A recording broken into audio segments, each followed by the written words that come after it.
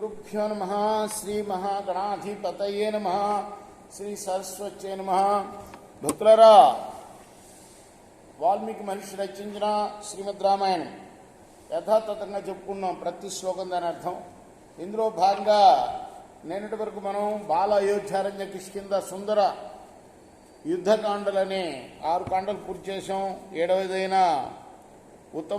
ఉత్తరకాండలో కూడాను 23 సర్గలు పూర్తి చేసి 23వ సర్గ తర్వాత ఉన్న ప్రక్షిబ్ధ సర్గల్లో 4 సర్గలు పూర్తి చేశాం.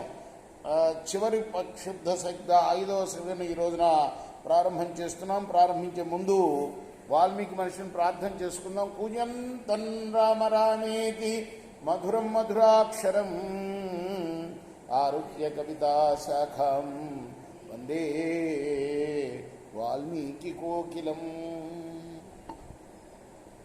అంజనానందనం వీరం జానకీ శోకనాశనం కపీశమక్షాంతారాం వందే లంకా భయంకరం. సదా నింబవృక్షస్య మూలాధివాసాత్ సుధాశ్రావిణం తిక్తమప్యప్రియంతం తరుం కల్పవృక్షాదికం సాధయంతం నమామీశ్వరం సద్గురుం సాయినాథం సమర్థగురు సాయినాథ్ మహారాజ్ కీ జై. దత్వా తు రావణశ్చైవం వరం స కమలోద్భవ. కమలోద్భవుడు అంటే ఎవరు? బ్రహ్మగారు. దత్వా తు రావణశ్చైవం వరం స కమలోద్భవ. అలా వరం చేత దత్తురై, వరదత్తురై ఎవరు? రావణుడు. పునరేవాగమత్ క్షిప్రం బ్రహ్మలోకం పితామహ.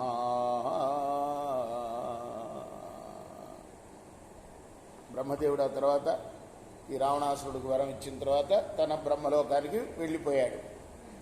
రావణోపి వరం లబ్ధ్వా పునరేవాగమత్తథా కేనచిత్వథ కాలేన రావణో లోకరావణ పశ్చిమాన్నవమాగచ్చ సచివై సహ రాక్షస. రావణుడు కూడా వరాలు పొంది తిరిగి వెళ్ళిపోయాడు. కొంతకాలం తర్వాత లోకాలను ఏడ్పించే ఆ రావణాసురుడు మంత్రులతో కలిసి పశ్చిమ సముద్రానికి వెళ్ళాడు. ద్వీపస్థో దృశ్యతే తత్ర పురుష పావక ప్రభ మహాజాంబూనద ప్రఖ్యా ఏక ఏవ వ్యవస్థిత.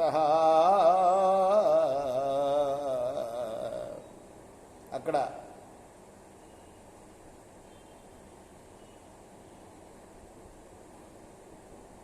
జాంబూనదం అంటే బంగారంలాగా ఉన్న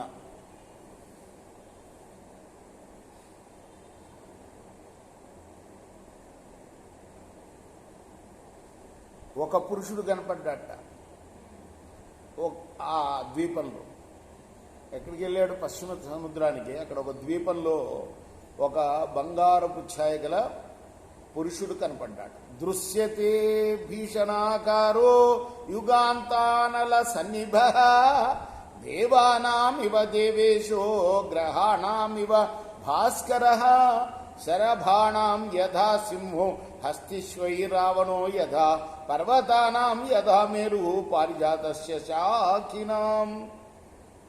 భయంకరమైన ఆకారంతో ప్రళయాగ్నిలాగా ఉన్న అతడు దేవతల్లో దేవేంద్రుడిలాగా, గ్రహాల్లో సూర్యుడిలాగా, శరభ మృగాల్లో సింహంలాగా, ఏనుగుల్లో ఐరావతంలాగా, పర్వతాల్లో మేరు పర్వతంలాగా, వృక్షాల్లో పారిజాతంలాగా కనపడ్డాట ఆ మహాపురుషుడు. రావణాసురుడికి కనపడ్డ మహాపురుషుడు బంగారు రంగుతో మెరిసిపోతూ తథాతం పురుషం దృష్ట్వా స్థితం మధ్యే మహాబలం అబ్రవీచ్చ దశగ్రీవో యుద్ధం మే దియతామతి. మామూలే, షరా మామూలే. ఆ పురుషుని చూసి రా నాతో యుద్ధానికి అన్నాడు రావణాసురుడు. అభవత్తస్య సా దృష్టిర్గ్రహమాలా ఇవాకుల దంతాన్ సందశత శబ్దో యంత్రస్యేవాభిభజ్యత జగర్జోచ్చయి స బలవాన్ స అమాచో దశాననః.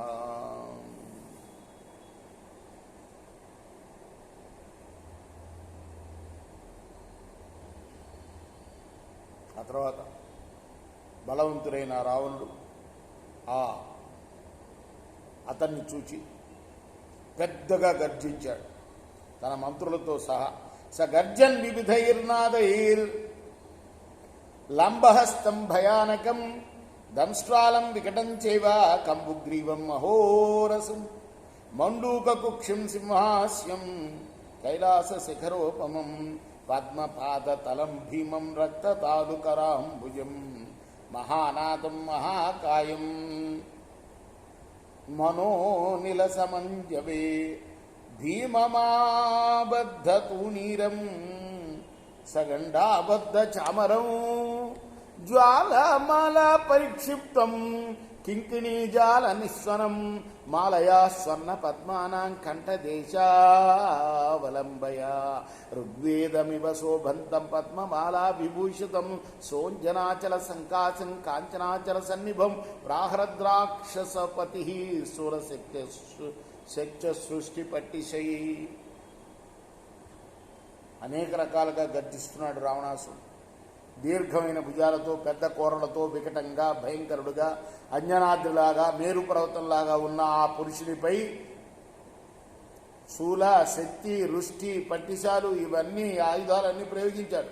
శంఖం వంటి కంఠం, విశాలమైన వక్షస్థలం, కప్ప పొట్ట వంటి పొట్ట, సింహం ముఖం వంటి ముఖం గల ఆ పురుషుడు కైలాస శిఖరంలాగా ఉన్నాడు. భయంకరుడైన అతని అరికాళ్ళు పద్మంలాగా ఉన్నాయి. చెరువులు పద్మహస్తాలు ఎర్రగా ఉన్నాయి. పెద్ద దేహంతో గొప్ప ధ్వని చేస్తున్న అతడు వేగంలో మనస్సుతో సమానంగాను వాయువుతో సమానంగాను ఉన్నాడు. నడుమున అంబుల పొదులు కట్టుకున్నాడు. గంటలతో కూడిన చామరాలు ధరించాడు. అతని చుట్టూ మంటలు మండుతున్నాయి, చిరుగంటలు మోగుతున్నాయి. కంఠ ప్రదేశం నందు వేలాడుతున్న బంగారు పద్మముల మాలతో అతడు ఋగ్వేదంలాగా శోభిల్లుతున్నాడు. పద్మమాలలో అలంకరించుకుని ఉన్నాడు. సద్వీపినా సింహైవ వృషభేనాన కుంజర సుమేరురివ నాగేంద్రై నదీర్గైరివార్ణవ కంపమాన పురుషో రాక్షసం వాక్యమబ్రవీత్ యుద్ధశ్రద్ధాం హి తే రక్షో నాశేష్యామి దుర్మతే. ఆ పురుషుడు పులికేమో సింహంలాగా, ఎద్దుకేమో ఏనుగులాగా, ఏనుగులకేమో మేరు పర్వతంలాగా, నదీ వేగాలకి సముద్రంలాగా ఏమాత్రం చెలింపకుండా